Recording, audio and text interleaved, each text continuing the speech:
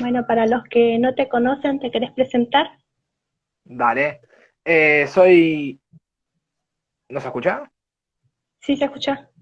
Como ahí Mauro justo había comentado eso. Eh, Soy Nicolás Regarola, productor de La Resistencia, administrador de Macho Patriarcal. Tengo 19 años, estudio ciencia política y justamente me involucré en todo esto en el 2018 por la cuestión Provid y demás, que creo que me lo van a preguntar más adelante un poco con toda la cuestión personal, así que no vamos a extender esa parte todavía. Y todavía seguimos acá dando la batalla cada día con diversos objetivos justamente y con un equipo de trabajo que son Horacio Justo y Nera Dross, que le estamos poniendo mucha pila a toda la cuestión de la resistencia radio, estamos transmitiendo por Twitch, YouTube, todo lo estamos en una radio de Córdoba Play FM que sale en 4 provincias y demás, así que estamos dando la batalla por ahora cultural, pero prontamente, por lo menos mi parte, será política también.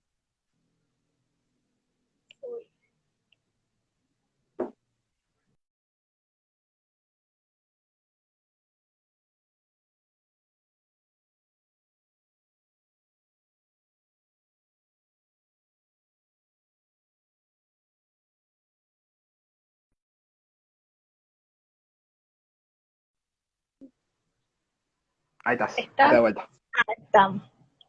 Bien. No sé si querés empezar por tu formación o tu ideología política. Te doy la libertad de elegir. Dale, el tema de la ideología política, el pensamiento político es un poco complicado, porque muchísima gente me va a definir como conservador y otra gente me va a definir como liberal, ¿sí? Entonces yo aprovecho y junto las dos cosas y me denomino un patriota, que entiendo el amor a la patria, justamente, y toda la cuestión cultural conservadora mayoritariamente, respetando la propiedad privada y demás, y en la cuestión económica sí soy liberal, creo en el libre mercado mayoritariamente, y considero que mientras menos esté metido el Estado dentro de la economía, mejor es para toda la población. Y si me preguntás a futuro utópico, me consideraría un paleolibertario propiamente dicho, porque me gustaría la eliminación del Estado e involucrar sectores intermedios como podrían ser iglesias, clubes de fútbol y demás, como una forma de reemplazar a este Estado y demás cuestiones. En En tu cuanto vida, a mi for sí, sí, perdón. No te iba a preguntar en no, tu que en vida cuanto a mi qué te influenciaron, hablando ¿cómo, de lo perdón? político. En tu vida, en cuanto a lo político, ¿quiénes te Sí, influenciaron para crear ese pensamiento? sí. En mi familia nunca se habló mucho del tema de política, tampoco tengo familiares que estén involucrados en eso, ni hayan estudiado cuestiones sociales, están todo en otras ramas, medicina y demás. Mayoritariamente fue en el colegio, yo en el 2018, que fue cuando empecé a involucrarme, creé la página y demás. Fue con toda la cuestión pro vida. Yo tuve un profesor el cual nos mostraba toda la cuestión de que lo quiere un aborto, nos hizo escuchar en su momento discursos de Agustín Laje, llevó a Agustín Laje al colegio a dar una conferencia y demás. Y ahí me empecé de a poco a nutrir, primero creo que como casi todo el mundo, con Agustín Laje, Nicolás Márquez,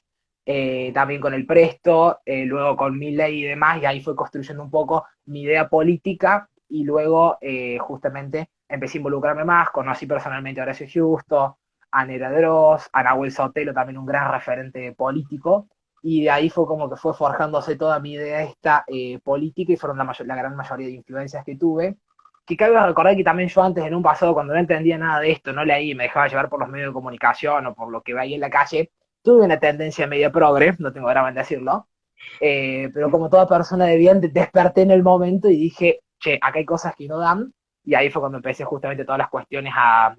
no solamente apoyar las causas contra el aborto en su momento primeramente,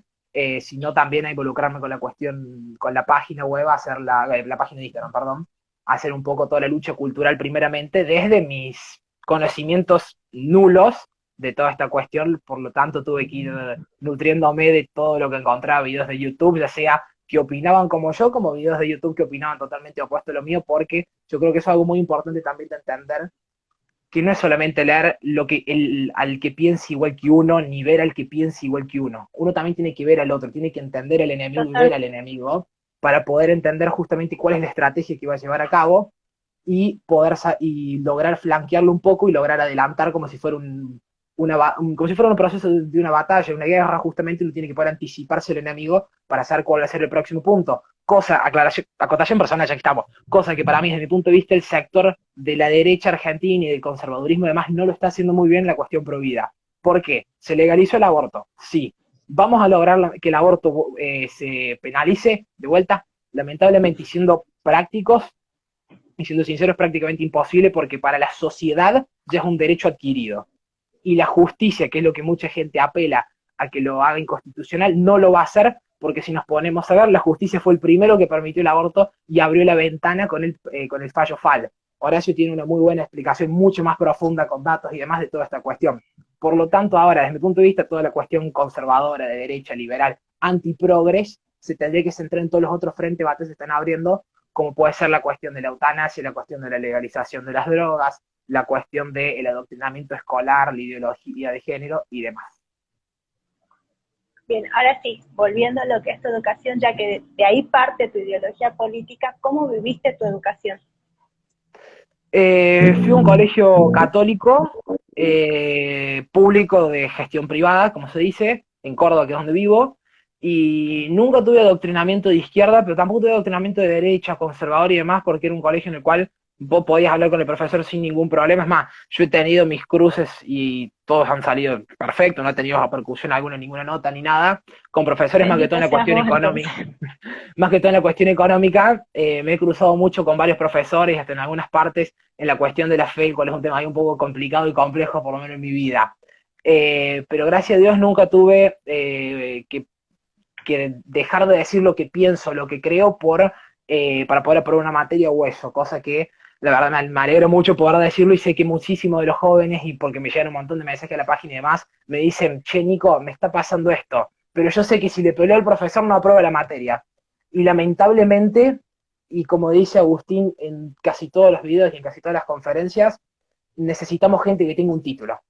porque vale muchísimo más, no te sirve de nada tener un estudiante en filosofía, en ciencia política, en esto o en aquello, sino que lo que vale para dar justamente toda esta batalla es la gente con un título. Y ya específicamente en política, ¿tuvieron Sí. alguna materia o alguna enseñanza que los adentre a política? Propiamente, voy a prender la luz porque me parece que se me ve oscurísimo.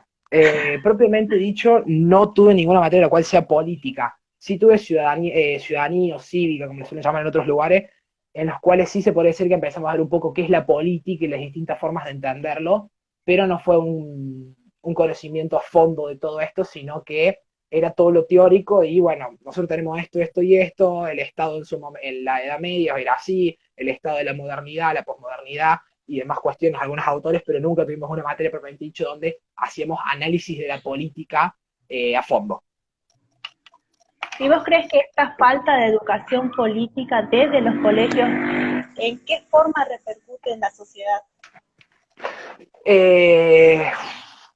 yo creo que esto repercute muchísimo, no tanto en la cuestión de quién vota la gente, porque yo en eso considero que no,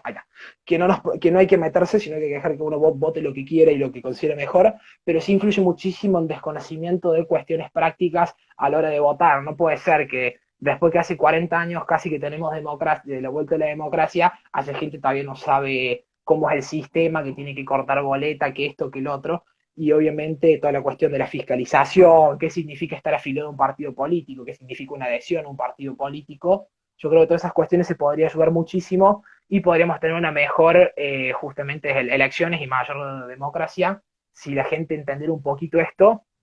Pero también la política yo creo que es algo que todo el mundo hace política en todo momento, desde que vos salís a comprar el pan en la esquina hasta que estamos haciendo un vivo, hasta Sergio Massa que está haciendo una ley. Yo creo que todos estamos haciendo política de distintas formas porque termina repercutiendo en la sociedad. Ya, obviamente, meterse en la política propiamente dicho, que desde mi punto de vista en política es el arte de lo posible, porque nosotros podemos proponer un montón de cosas, pero si después sabemos que va a ser imposible, no nos sirve de nada, hay que intentar facilitarle la vida a la gente con cosas que sepamos, por más que tengamos un pensamiento distinto a la gente que esté en el Congreso, intentar por algún lado meter este tipo de leyes, este tipo de ordenanzas a nivel municipal y demás.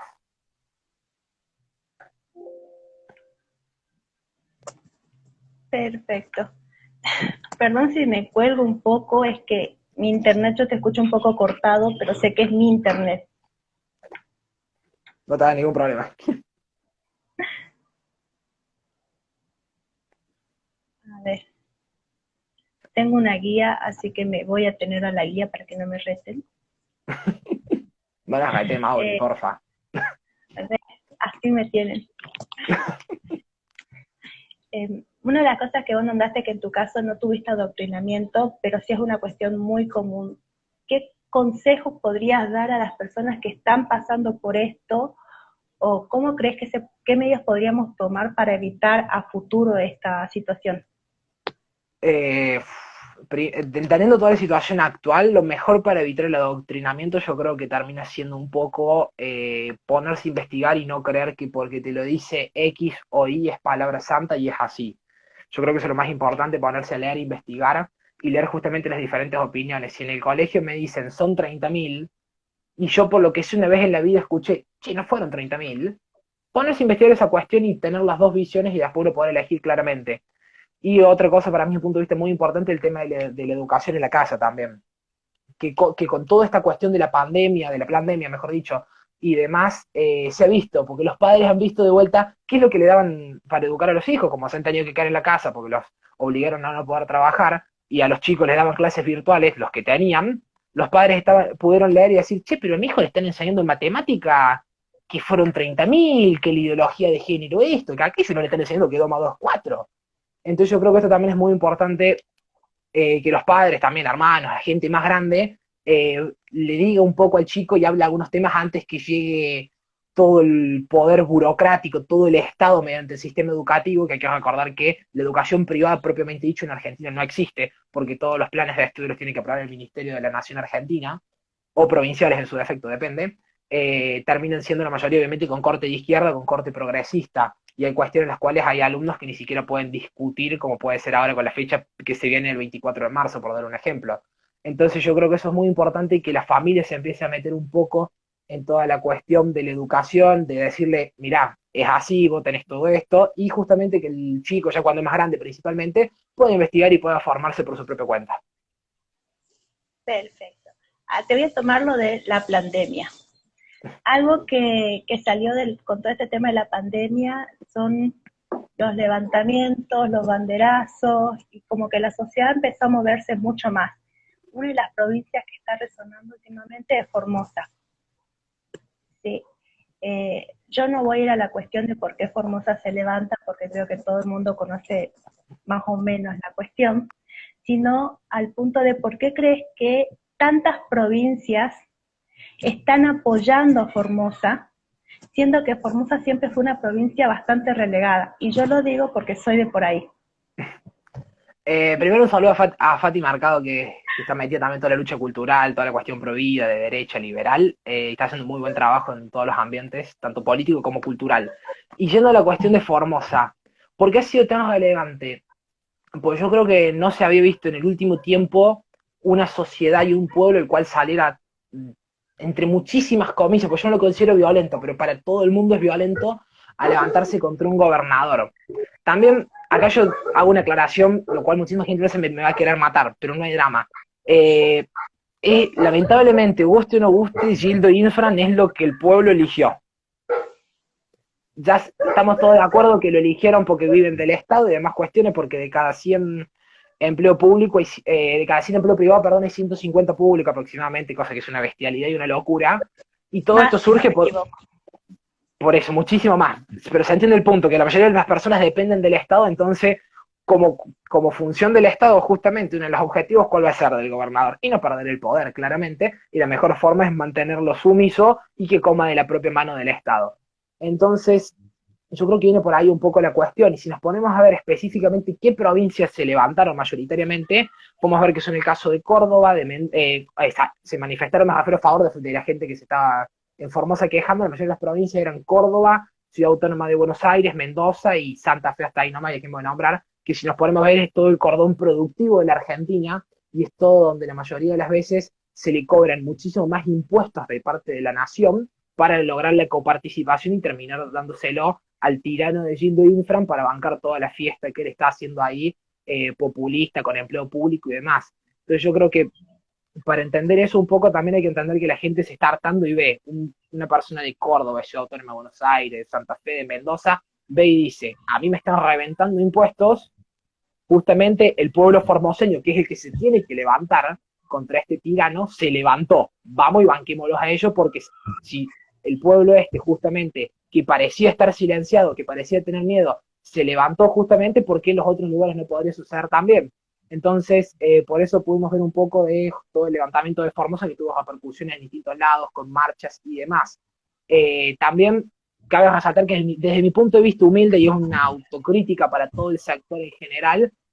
yo no vi que hayan logrado nada desde mi punto de vista, porque mucho levantamiento y demás, pero pareciera ser que un sector específico de la supuesta oposición de Juntos por el Cargo mandó un diputado el cual tiene fueros, por lo cual no puede ir preso justamente, y pareciera ser que se solucionaron todos los problemas por mandar un diputado y una candidata a algún cargo público, algún cargo político este año. Entonces yo creo que también un poco eso es lo que le quita un poco de validez y mucha gente dejó de apoyar toda la cuestión al ver que se quiso politizar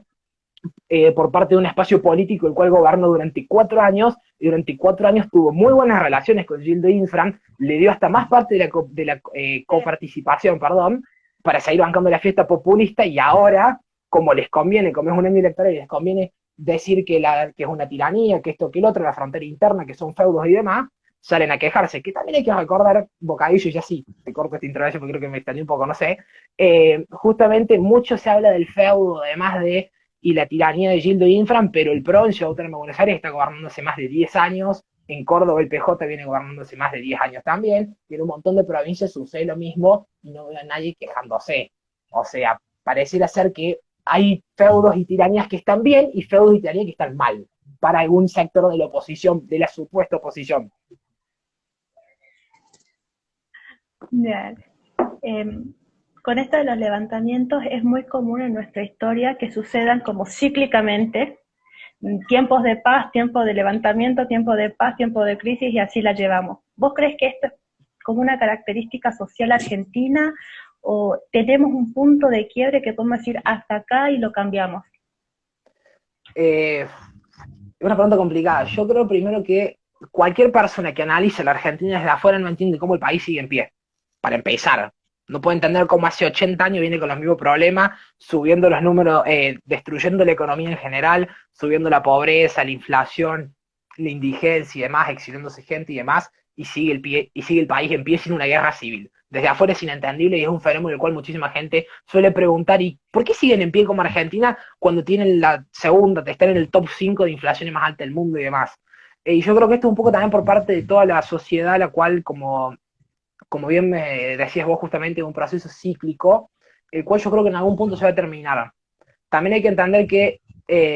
no se va a terminar de acá a 5 ni a 10 años. Yo creo que eso también hay que entenderlo. Con suerte se terminará solucionando de acá a 50, 60 años,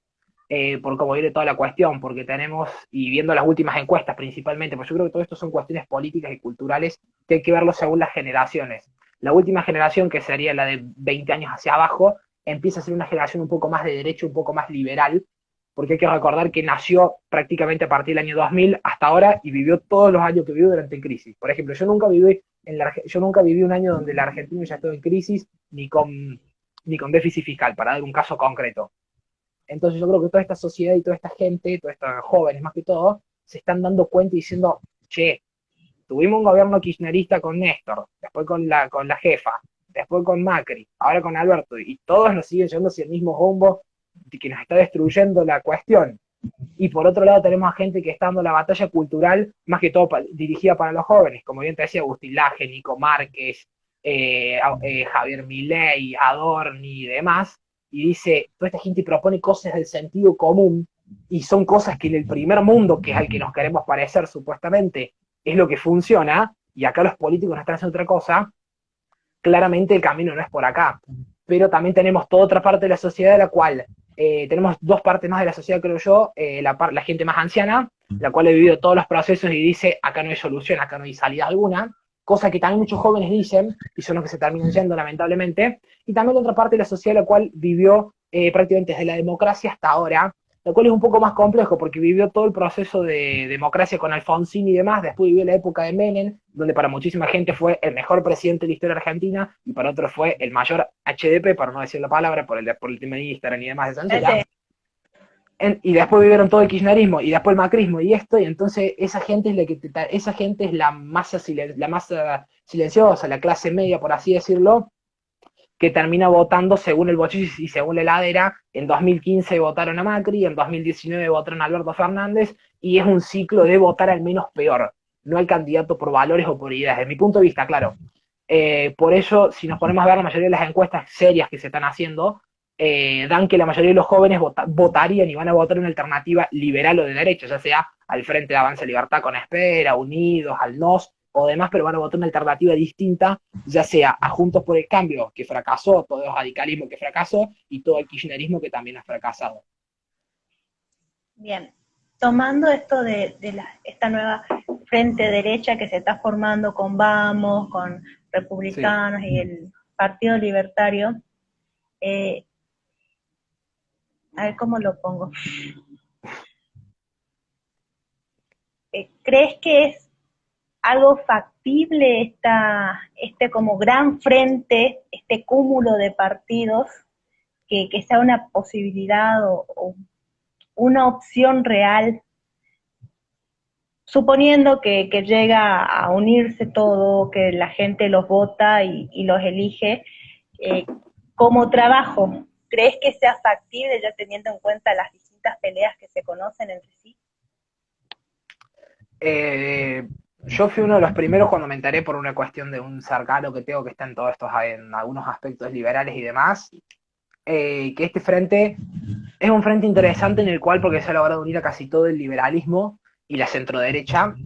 tanto en Provincia de Buenos Aires como en Cava, porque hay que recordar que fueron esos dos lugares el acuerdo, que todavía no se llegó a firmar, por lo que tengo entendido, por justamente todos estos problemas que ha habido. La cuestión es la siguiente, yo creo que para 2021 yo celebro que se haya logrado unir y que se dejen las peleas internas estúpidas de mesa de café, como se les suele decir, y se ponga a hacer política en la práctica y en la calle porque es lo que se necesita. También te digo, no sé si en 2021 era necesario, porque hay que recordar que si hay paso en 2021, los partidos con menos votos ya se hubieran limpiado y se hubieran hecho los acuerdos después. Tampoco está mal que vayan todos juntos en un mismo frente, como puede ser que vayan en el frente Vamos y mediante las pasos o internas, que seguramente sean pasos, que creo que son el 8 de julio, si no me falla la fecha, mediante las pasos se vea quién va primero y demás cuestiones, lo cual yo eso lo celebro porque se ha logrado unir. Y se ha logrado un poco algo que hace siempre el peronismo, lo cual es algo para rescatar eso, que es que el que pierde acompaña y no la estupidez de, no, yo quedé segundo, bueno, no importa, por más que habíamos quedado esto, yo voy y me presento con otra lista, con otro sello de goma que tengo y demás. También te digo, me gustaría que para el 2023, principalmente pensando en las elecciones presidenciales, ya que las de 2021 son de medio término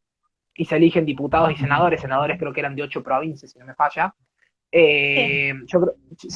justamente yo creo que hay que intentar meter en 2021 la mayor cantidad de diputados, ya sean liberales de derecha, para justamente poder un poco empezar a poner un poco la agenda y mostrar a la gente, porque muchísima gente se sigue informando por los medios de comunicación y demás, y siempre le van a dar voz a estos candidatos de derecho liberales porque van a proponer cosas que para toda la casta política van a ser un poco complejas y un poco que le van a hacer un poco de odio, como sucedió la cuestión de Bolsonaro, un poco para copiar, que a muchos les gusta hablar de Jair Bolsonaro, hay que recordar que Bolsonaro era congresista, era diputado, y proponiendo un montón de leyes, por más que lo hayan hablar a las 3 4 de la mañana, los medios de comunicación el otro día aparecían con los titulares de el diputado, el congresista de ultraderecha y demás. Por lo tanto, mientras la gente hable y los medios hablen, está perfecto. Lo que sí me gustaría que para el 2023 principalmente se logre unir, sí, toda la derecha, todo el liberalismo, del centro hacia la derecha, todos los partidos, presentando un candidato, obviamente, mediante internas o paso para que sea cuál es el que tiene más votos, y se vaya todo junto trabajando en 2023 para que la alternativa presidencial, aparte de Juntos por el Cambio, del kirchnerismo,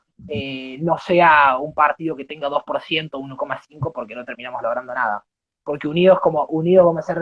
esclavos de por vida, básicamente. La única forma es, separados vamos a ser esclavos de por vida, y unidos podemos llegar a tener la oportunidad, no te digo de gobernar de acá 5 años ni 10, como te decía antes, yo creo que con suerte será de acá a 30 años, o a 40, siendo muy optimista, porque podemos llegar a tener un presidente liberal o de derecha,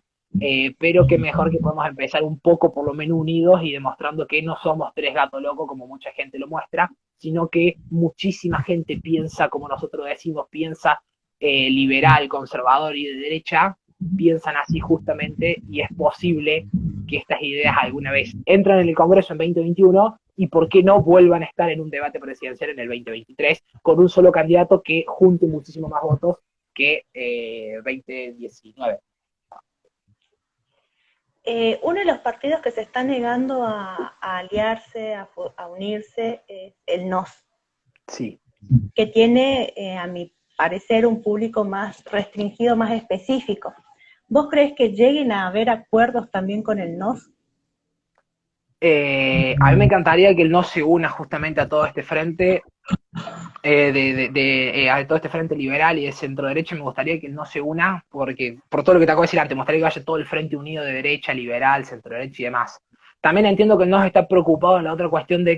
construir un partido político primero,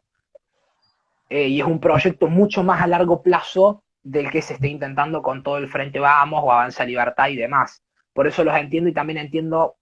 y rescato muchísimo el valor de intentar robarle un poco el voto peronista a toda la cuestión del kirchnerismo, porque también nos está buscando mucho el voto peronista de Perón, como se le suele decir, de la tercera posición.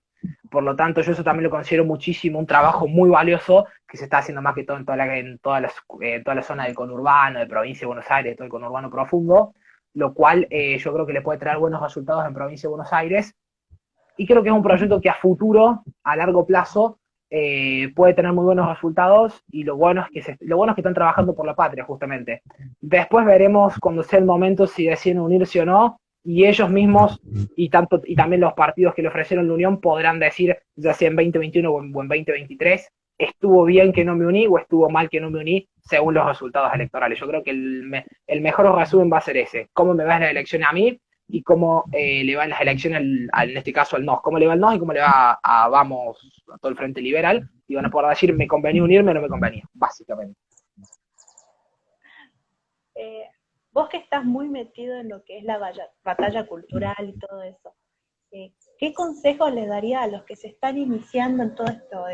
de opinar, de decir, de defender? O sea, más allá de tengamos valor de hablar, que es lo Sí. que por ahí uno mucho repite, ¿qué otros pequeños consejos de tu vida cotidiana podrías darle? Escuchar al otro también. Yo creo que ese sería el mayor consejo, no solamente hablar y opinar uno, sino también escuchar y saber hacer algo que cuesta muchísimo dentro de todo el sector, pero saber hacer alguna autocrítica. Sabrás reconocer, ¿sabes qué? Tenías razón vos, me confundí en esto, me equivoqué en esto. Yo creo que eso es algo muy importante, y justamente sumado a todo lo que te comentaba al principio, de que hay que dar un poco toda la batalla cultural desde el medio que uno pueda. Que eso me gustaría después tocarlo en el cierre, en el mensaje final, para unirlo todo, porque siempre doy el mismo mensaje el final, pero básicamente eso, no solamente hablar y opinar, sino también saber escuchar y saber reconocer cuando uno se equivoca. Eh, la autocrítica es muy valiosa, y también la crítica que uno haga, que no simplemente sea destructiva con el objetivo de ganar un debate. Porque entre nosotros no ganamos nada debatiendo entre un liberal y uno de derecha, entre un conservador y un liberal y demás cuestiones. Porque no es enemigo. Termina siendo al final termina siendo un aliado más que un enemigo. El enemigo del que está enfrente es el kirchnerista, es el de Juntos por el Cambio, que todavía no se despertó, es el zurdo, es el progre, es el abortero y demás. Así que básicamente yo creo eso, que es muy importante también cuando estamos debatiendo, que no sea la necesidad de hacer una crítica, de destruir en un debate a la otra persona, ni tampoco de hacer una crítica destructiva a alguien que piensa parecido a nosotros, pero en algunas cosas todavía no terminamos de estar de acuerdo. Porque mientras logremos tener 5 o 6 puntos en los cuales coincidimos, somos compañeros de batalla para dar el buen combate contra el verdadero enemigo, que es el que está ahora mismo gobernando y está en la Cámara de Diputados y Senadores. Perfecto. En cuanto a esta cosa de la idoneidad de los candidatos y de los políticos, que ahora se está tirando a profesionalicemos la política, ¿vos crees que es conveniente, es contraproducente, teniendo en cuenta la historia del argentino? Yo creo un poco que también en toda la cuestión política, lamentablemente la política argentina no se le termina dando valor a que un candidato tenga 4 licenciaturas y 3 maestrías o tenga terminado el secundario. Lamentablemente no se le termina dando la importancia. Caso concreto el de Ofelia Fernández, que no tenía aprobadas las materias del secundario todavía y entró a la legislatura de Cava. Ya partiendo de eso, un poco medio que la meritocracia dentro de la política se pone un poco en juego. Me gustaría que la gente que está dentro metida de política tuviera conocimientos de distintos temas, sí. Lamentablemente no sucede y para eso justamente están la mayoría de las cabezas pensantes, como me gusta decirle a mí, que terminan siendo todos los asesores que son los que le terminan diciendo, che, mirá, hace esto y terminan básicamente gobernando o pensando y haciendo política más los asesores que el propio candidato, que muchísimas veces terminan siendo figuritas, los cuales se puede cambiar y el discurso sigue siendo el mismo siempre y cuando el asesor no se cambie. Bien, como ya para dejarte un poco liberado, danos tu mensaje de cierre a la juventud y después te voy a pedir que nos recomiendes unos cuantos libros. Dale. Primero y principal, lo más importante es animarse a hablar y también escuchar, como decía. No importa desde qué ambiente, no importa si estás en el ambiente liberal, si estás en el ambiente de derecha, en el nacionalista o en el conservador ahora mismo. Ahora mismo eso no importa. Esas cuestiones y esas diferencias las discutamos después cuando no tengamos un enemigo tan fuerte primero enfrente. Primero destrocemos al enemigo y después nos pongamos a pelear entre nosotros. Y justamente animarse a hablar y a expresar y a hacer lo que a uno le guste. Si a uno le gusta, supongamos el caso de un amigo mío que es Lion FC, que está en la Resistencia también, a él le gustan los videojuegos. Él da la lucha cultural desde los videojuegos. Y te muestra y te analiza los videojuegos y te dice, mirá cómo este videojuego está involucrado en la ideología de género acá, acá y acá. A otro amigo le gusta la música, como puede ser Neradero, justamente, que hace rap. Y él hace todo un rap contracultural y dando la batalla cultural desde ahí, mostrando la hipocresía de la izquierda, la hipocresía del feminismo y la hipocresía de varios cantantes y demás que están entongados con el gobierno y demás. Por eso yo creo que es muy importante dar la batalla cultural y la batalla política también desde el ambiente que uno se sienta cómodo, desde una página de Instagram, escribiendo artículos, haciéndolo en la calle, haciendo militancia política, en la facultad, si alguno se anima, ¿por qué no? Que sería muy valioso también, en los colegios, en todo lado hay que dar la batalla justamente, y lo más importante, cuando uno está más que todo en una discusión, ya sea en el colegio, en la secundaria o en la universidad, el objetivo no es ganarle la discusión al profesor. El objetivo es que el compañero que vos tenés al lado y toda la gente que está cerca tuyo escuche la voz distinta y diga, che, para que puede que tenga razón el chico este, puede que este pibe tenga algo de razón. Y qué mejor si después de la clase, cuando terminen el recreo, se te acercan y te preguntan, che, ¿y vos por qué decías esto? Y ahí uno logra justamente explicarle a toda esta gente y mostrarle un poco que no es palabra santa lo que dice el profesor, ni es palabra santa lo que dice ninguna persona, claramente. Y como te decía antes también, un poco la cuestión de la autocrítica, yo creo que es muy importante hacerse autocrítica de uno mismo y dejar un poco de lado las diferencias dentro de todo este ambiente que está dando la batalla cultural, que me gusta decirle toda la gente con valor justamente, ya sea nacionalista, de derecha, conservador o liberal. Ahora mismo las diferencias que podemos tener principalmente en la economía y en algunas cuestiones las dejemos de lado y destruyamos primero al enemigo, ataquemos al enemigo y después cuando seamos mayoría nosotros y cuando ya seamos hasta gobierno en algún momento, ahí discutamos las cuestiones las cuales son menos importantes. Que primero a la gente no le falte la comida en la casa, porque nosotros nos estamos peleando, estamos sacando 1,5% de los votos entre 3 candidatos, solucionemos ese problema primero y démosle de comer a la gente y después discutamos todas las discusiones de café que se puedan tener. Y libros, no solamente para la mente política, yo creo que son para la vida que uno tiene que leer. 1984 de Orwell, igual que Rebelión en la Granja. Mundo Feliz para que lo tengo acá porque no me sé el nombre, de Aldous Huxley, que es buenísimo porque justamente hasta es más realista algunas veces que 1984, por más que mucha gente no me crea, pero léanlo porque está muy bueno todas esas cuestiones. Y debido a la fecha en la que estábamos también, y que es un tema muy polémico, el tema del 24 de marzo, de los 70 y demás, el libro de un amigo mío que es Nahuel Sotelo, Carta de los 70, el dolor de la otra parte, librazo, está en el Mercado Libre, se puede comunicar con él también, para entender un poco todo esto, porque puede ser que algunas cuestiones vengan desde antes de los años 70 y de los 70,